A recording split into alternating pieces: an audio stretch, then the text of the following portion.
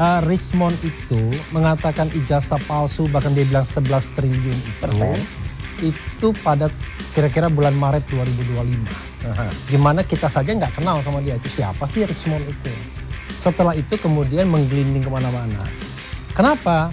Rupanya istrinya yang nyuruh. Kami melakukan argumentasi misalnya bahwa ini sudah expired 14 hari itu.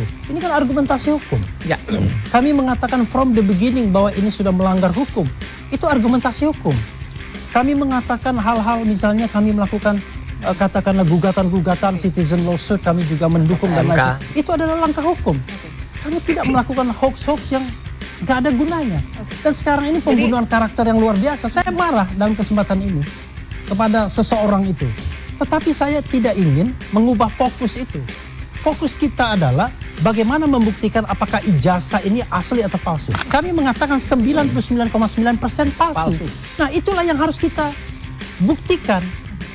Di pengadilan? Di pengadilan forumnya sudah ada, citizen lawsuit di Oh bukan. Tapi Anda ini orang itu kasus perdata. Kalau pengadilan kita tunggu ya.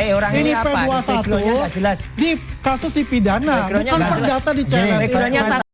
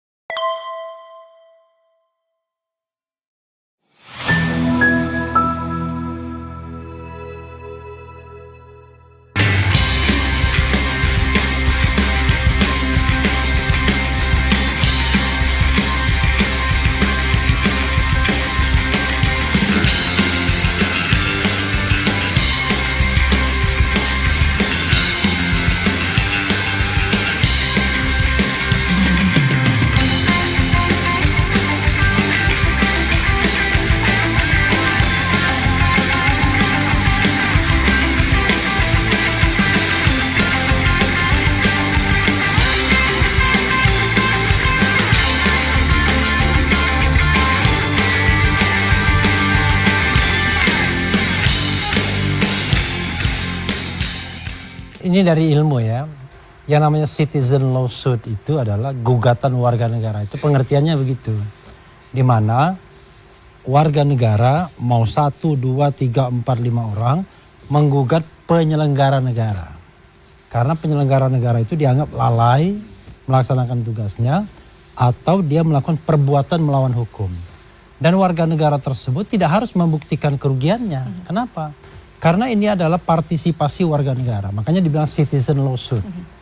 Nah kemudian memang terhadap institusi negara. Nah dalam hal ini yang digugat, kalau saya lihat baca dari gugatannya adalah ya Polda Metro Jaya Secu Ditreskrimum kan begitu.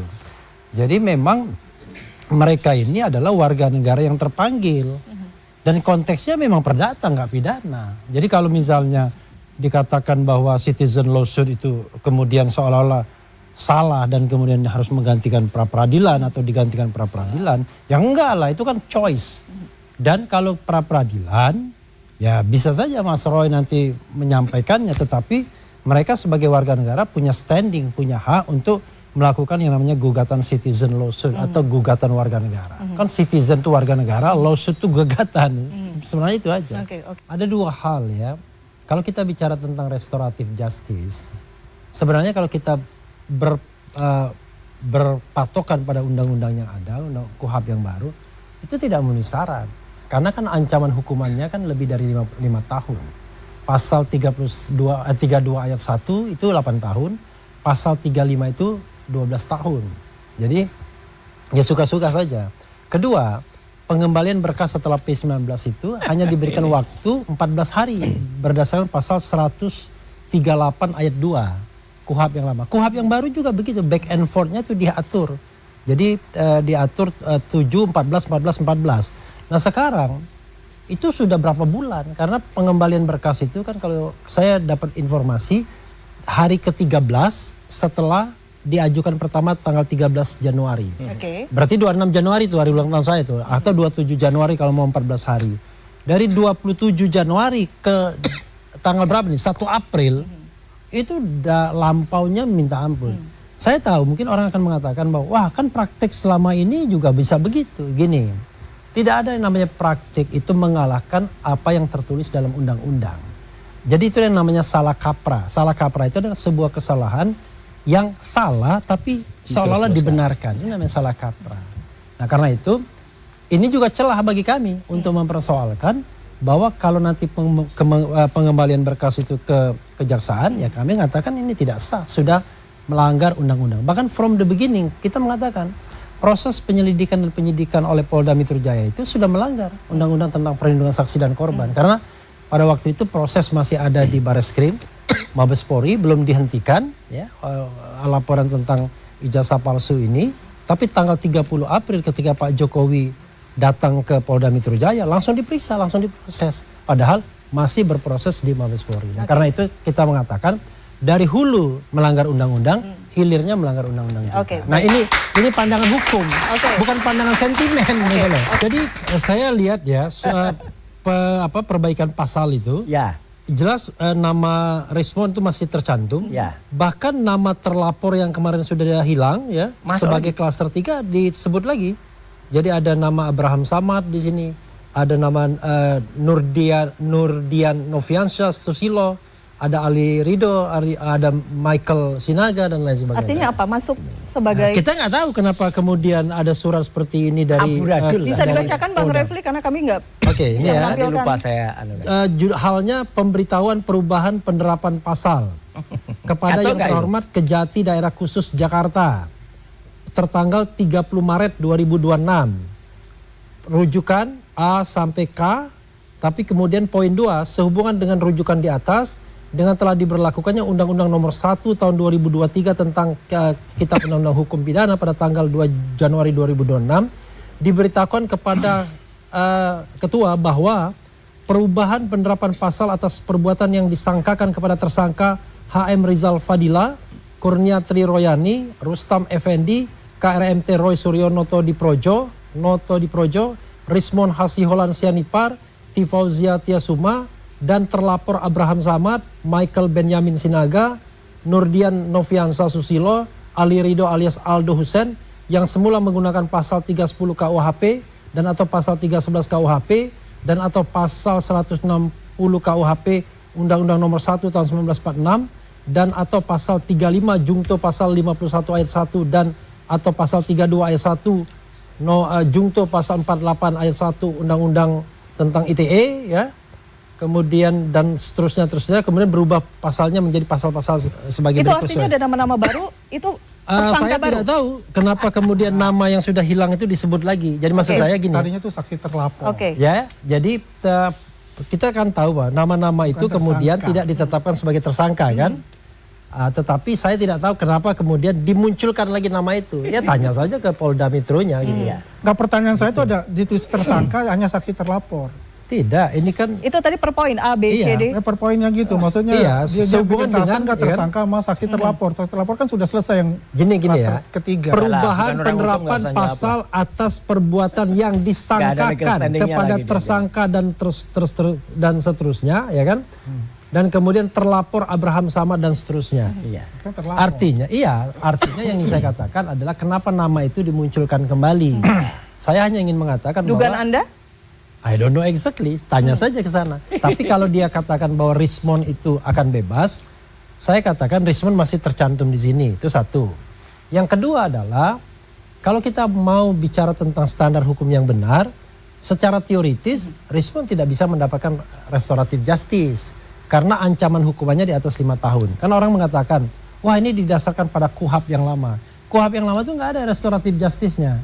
Lalu kemudian tidak ada KUHP yang lama, Perpol, peraturan kepolisian, nggak boleh karena Perpol itu di bawah undang-undang. Kalau kita bicara tentang stupid bau teori, jadi gini, pasal 361 tentang peralihan itu mengatakan kalau sudah tahap-tahap ini gunakan yang lama. Nah, makanya kemudian proses ini menggunakan KUHP yang lama karena sudah masuk dalam tahap penyidikan. Tetapi ketika KUHP lama say nothing, tidak boleh kemudian turun peraturan di bawahnya. Itu prinsip hukum karena harus yang sejajar. Ini kan ada dua azas transitoir, yaitu kedua adalah azas lex favorio. Makanya kemudian pasal-pasal dalam KUHP atau dalam KUHP yang lama masih disebut karena ada dua hal tersebut. Sebagai transisi atau karena sesuatu yang lebih menguntungkan. Tetapi tidak boleh di barter dengan yang di bawahnya. Gitulah, paham kan? Harus yang sejajar. Nah, ini ajaran tentang jenjang peraturan perundang-undangan atau sebuah bab teori. Itulah sebabnya saya baca kenapa mereka melakukan citizen lawsuit. Kenapa? Karena kan dasarnya adalah pencemaran nama baik yang diadukan, fitnah. Nah, itu kan ancaman hukumannya cuma 4 tahun maksimal yang menurut yang lama. Yang baru juga kurang lebih 4 tahun juga.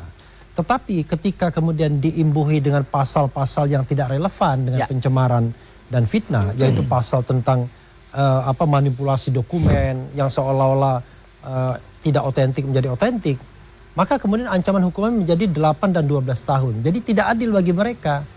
Dan kemudian dampaknya adalah ketika mau ada restoratif justice, mereka terhalang by law ya dengan itu. Tapi coba baca pasal 35 kalau ditampilkan lagi, itu aneh. Karena di situ dikata coba tampilkan pasal 35 Undang-Undang ITE. Di situ mengatakan bahwa dokumen yang tidak otentik sesuatu yang tidak otentik itu kemudian diedit oleh Mas Roy kurang lebih lah ya, oleh Dr. Tifa, oleh Rismond, nggak ada sama sekali agar terlihat seperti otentik. Nah, coba lihat ya, pasal 35 tuh. Setiap orang dengan sengaja dan tanpa hak atau melawan hukum melakukan manipulasi, penciptaan, perubahan, penghilangan, pengerusakan informasi elektronik atau dokumen elektronik dengan tujuan agar informasi elektronik atau dokumen elektronik tersebut dianggap seolah-olah data yang otentik. Berarti artinya ini nggak otentik. Ini tidak otentik. Teorinya kan begitu. Kemudian diedit oleh Mas Roy menjadi seolah-olah otentik. Palsu berarti. Artinya secara tidak langsung ini kan diajukan oleh Pak Jokowi sendiri pasal ini. Jadi pasal 27 pasal 32 dan pasal 35, pasal 28 kelucumanan kawannya ya, 28 itu. Artinya secara tidak langsung Pak Jokowi mengakui dokumen saya tidak otentik, tapi dikerjain Mas Roy agar tampak menjadi otentik. Karena ini jelas ujungnya tersebut dianggap seolah-olah data yang otentik. Kalau Anda ngerti bahasa Indonesia, ini artinya awalnya tidak otentik, lalu dimanipulasi agar terlihat otentik. Apakah pasal ini salah? Enggak salah. Yang salah penerapannya. Karena memang ada orang yang mengedit dokumen agar terlihat otentik. Yang tadinya palsu agar terlihat asli. Yang tadinya tidak otentik agar otentik. Nah, ini kan aneh. Aneh kan? Sama dengan pasal pencemaran nama baik dan pasal 27A. Kalau menurut ahli hukum pidana seperti Mas Didit Wijayanto mengatakan, pasal itu berbeda sama fitnah kalau pencemaran nama baik. Pencemaran nama baik itu pasalnya bahwa kejadiannya ada, tetapi you have no right. Kamu tidak punya hak untuk menyebarkannya. Tapi kalau fitnah sebaliknya, itu belum tentu ada, tetapi Anda mengatakan itu ada. Makanya sebenarnya dua pasal ini memberikan legitimasi kepada kita, publik, bahwa Pak Jokowi secara tidak langsung dalam pengaduannya mengakui bahwa ijazahnya tidak otentik, ijazahnya tidak asli, karena Mas Roy lah kemudian terlihat itu seperti otentik. Kan terbalik, logikanya kan terbalik. Tetapi bahasa Indonesianya ini. Itu kemudian pemahaman dari Bang Refli ya. Dan inilah yang kemudian digugat oleh CLS ini, karena dianggap terlalu berlebih-lebihan. Pasal yang tadinya soal pencemaran nama baik dan fitnah, tiba-tiba masuk kepada undang-undang manipulasi yang sebenarnya ini bisnis. Satu lagi, Mbak. Di perbankan rata-rata yang kayak begini, orang mencari keuntungan mungkin uang besar dengan melakukan manipulasi seperti ini. Rismond itu mengatakan ijazah palsu, bahkan dia bilang 11 triliun itu pada kira-kira bulan Maret 2025. Di mana kita saja nggak kenal sama dia. Itu siapa sih Rismond itu? Setelah itu kemudian menggelinding kemana-mana. Kenapa? Rupanya istrinya yang nyuruh. Jadi istrinya yang kemudian meminta dia agar ikut berkomentar mengenai ijazah palsu ini sesuai dengan kepakarannya di bidang digital forensik. Lalu dia melakukan semacam penelitian atau apapun berdasarkan ilmunya, lalu kemudian mengeluarkan statement itu. Nah, statement itulah yang kemudian ditangkap di mana-mana termasuk oleh kita semua. Jadi saya mengundang Rismond itu setelah dia melakukan statement bahwa ijazah itu palsu 11 triliun persen. Jadi kalau misalnya tiba-tiba tanpa dia mengetahui background siapa kita udah tanya. Jadi ketika Bang Refli gabung di sebagai pengacara itu bulan apa? Sebentar dulu. Saya kan pertanyaan saya juga masalahnya karena baru gabung. Loh begini. Jadi setelah dia mengatakan itu, kemudian kan ke UGM 15 April. Pada tanggal 13 April, pertama kali saya kontak Rismond menjadi narasumber YouTube saya. Dan dia di situ mengatakan semuanya. Lalu setelah pulang dari Jogja, saya undang, datanglah dia bersama istrinya.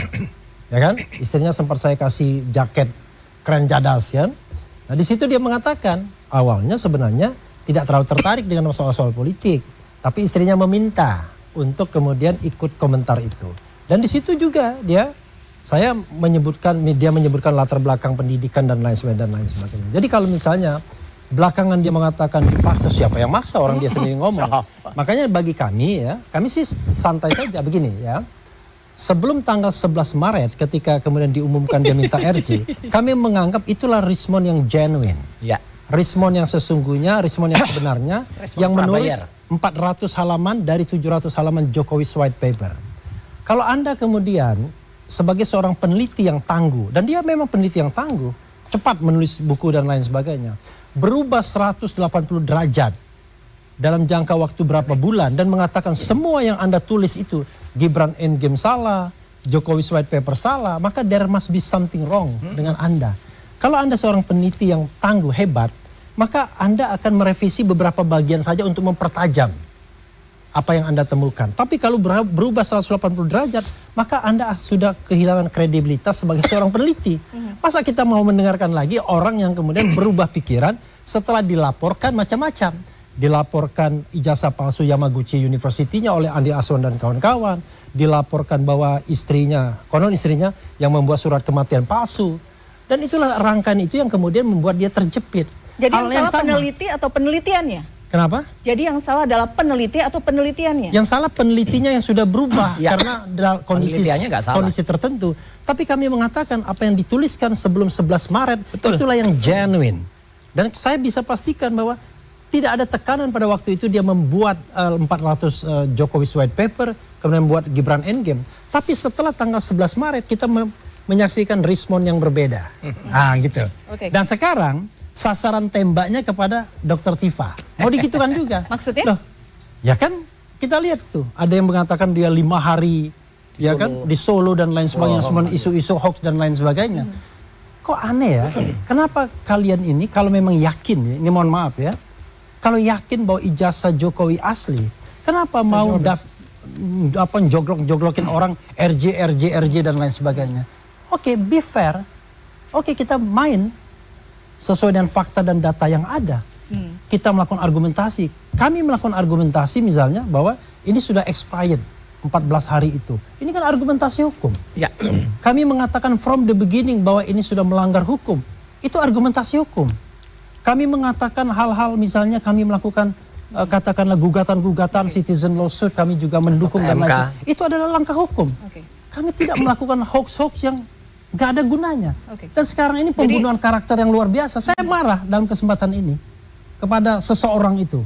Tetapi saya tidak ingin mengubah fokus itu. Fokus kita adalah bagaimana membuktikan apakah ijazah ini asli atau palsu. Kalau Anda mengatakan ijazah itu 100% asli, kami mengatakan 99,9% palsu. Nah itulah yang harus kita buktikan. Di pengadilan? Di pengadilan, forumnya sudah ada citizen lawsuit di sini. Oh bukan. Tapi Anda bukan lawsuit. Ini orang itu kasus perdata. Kalau pengadilan kita tunggu ya. Ini P21 di kasus dipidana, bukan perdata di CLS. Backgroundnya sastra Jepang ya. Jadi yang apa yang dikatakan? Saya tambahkan ya. Saya ini orang hukum, Anda bukan sebenarnya. Jadi kita tidak bicara masalah hukum. Kita bicara dengan kewarasan dan logika yang ada. Kalau kita bicara tentang pembuktian ijazah, itu sudah ada sidang citizen lawsuit di Solo yang sudah dalam tahap pembuktian dan sekarang tahap pengambilan kesimpulan. Kalau Anda mengatakan bahwa ini tidak kompeten, maka sebenarnya sudah di NO di awal ya. Sudah dinyatakan bahwa ini tidak bisa lanjut sidangnya ketika ada eksepsi. Nah, tetapi yang terjadi adalah ini lanjut sampai kemudian pembuktian dan sekarang pembuatan kesimpulan. Saya dengar lawyernya membuat kesimpulan. Tetapi during hearing itu tidak pernah pihak Pak Jokowi yang diwakili YB Irfan itu mau menunjukkan ijazahnya dalam proses pembuktian. Sementara penggugat ini sudah melakukan pembuktian. Nah, dalam kasus perdata harusnya ya, kalau Anda lebih kuat pembuktiannya, harusnya Anda dimenangkan. Tetapi persoalannya kan kita bicara the independency of the judiciary, independensi pengadilan. Lalu tiba-tiba Pak Jokowi dan teman-temannya menunggu pengadilan Mas Roy untuk pembuktian ijazah. Pengadilan Mas Roy itu pengadilan pencemaran nama baik, fitnah dan lain-lainnya. Bukan pengadilan pembuktian ijazah. Pengadilan pembuktian ijazah itu di citizen lawsuit.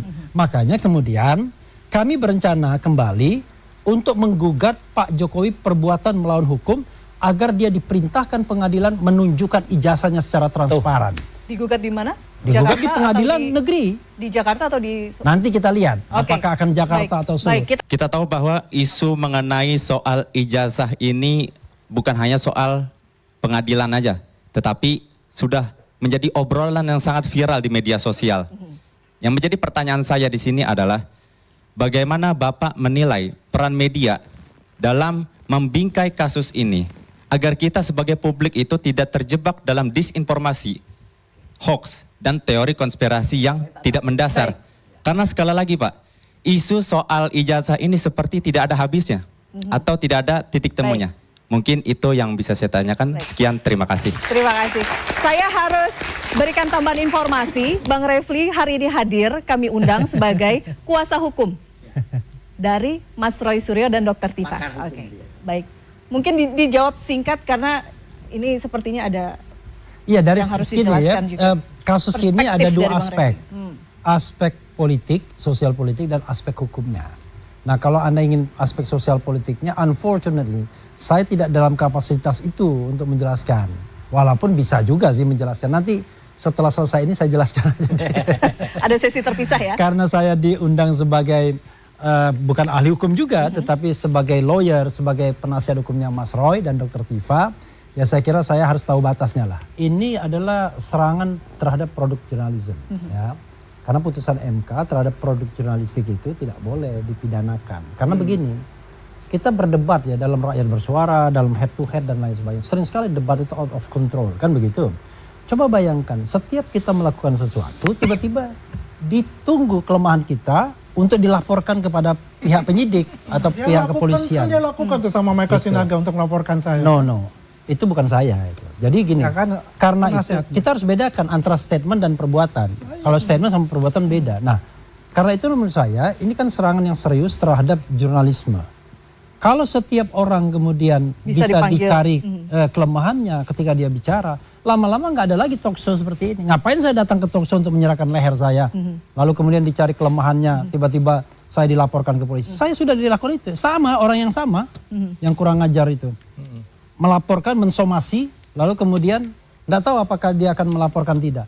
Karena begini. Siapa orangnya Bang? Siapa makanya? Farhad Abbas. Ini saya mau marah gitu. Tapi saya kan harus, pikiran saya kan harus jernih kan di dalam hal ini kan. Jadi Anda ya, kalau tidak bisa berdebat berargumen ya, dari sisi ilmu pengetahuan, jangan bikin hoax-hoax. Berhadapan sama saya, ayo debat masalah hukum. Anda kan a lawyer. Baik. Gitu loh. Kita ini bicara mengenai sebuah prinsip good governance, clean government. Mengenai perilaku penguasa yang sudah memerintah kita selama 10 tahun. Dan ada warga negara yang mempertanyakan keaslian dokumen pendukungnya. Lalu dijawab dengan melaporkan, mengkriminalkan orang-orang yang bertanya kepada mantan kepala negaranya. Lalu didukung pula oleh anasir-anasir kekuasaan ya. Ini mohon maaf ya, Pak Arianto kan bagian dari kekuasaan sesungguhnya kan sebagai penasihat ahli Kapolri misalnya. Nah, padahal sebenarnya kalau Obama dengan senang hati menunjukkan itu. Makanya kemudian kita berencana melakukan gugatan perbuatan melawan hukum agar Pak Jokowi ada keberanian moral untuk menunjukkan itu ke publik. This is my diploma certificate. Ada atau enggak? Paling tidak menurut keyakinan beliau ada. Yaitu yang sudah dipertunjukkan pada tanggal 15 Desember 2025. Instead of mengorbankan warga negara agar dihukum mulai dari 9 bulan sampai 12 tahun. Kalau Anda seorang negarawan yang sudah memerintah lama, maka Anda akan cepat menyelesaikan ini kalau memang ijazah aslinya itu ada. Baik. Persoalannya adalah Kalau ijazah aslinya itu tidak pernah ada dan dibuat baru direkayasa di akhir-akhir ini misalnya, maka yang terjadi adalah Anda akan melakukan segala cara sampai menyerang pribadi orang untuk menghindari masalah yang sesungguhnya. Pertanyaannya adalah, siapa sih yang takut pembuktian ini? Kalau memang tidak takut pembuktian, sudah lama-lama dia buktikan di Citizen Lawsuit Solo. Yang jelas-jelas itu memperkarakan ijazahnya. Dan itu lebih terhormat. Tidak ada yang duduk sebagai terdakwa. Tapi yang dikejar mereka adalah penersangkaan, pendakwaan, penuntutan Roy Suryo. Bukan pembuktian ijazah itu sendiri. Nah ini yang kemudian masyarakat harus paham. Siapa yang sebenarnya khawatir dan takut untuk membuktikan secara transparan dokumen yang bernama ijazah tersebut yang menurut Roy Suryo dan kawan-kawan 99,9% palsu. Oke. Wabillahi taufiq wal hidayah. Terima kasih. Wassalamualaikum warahmatullahi wabarakatuh. Waalaikumsalam.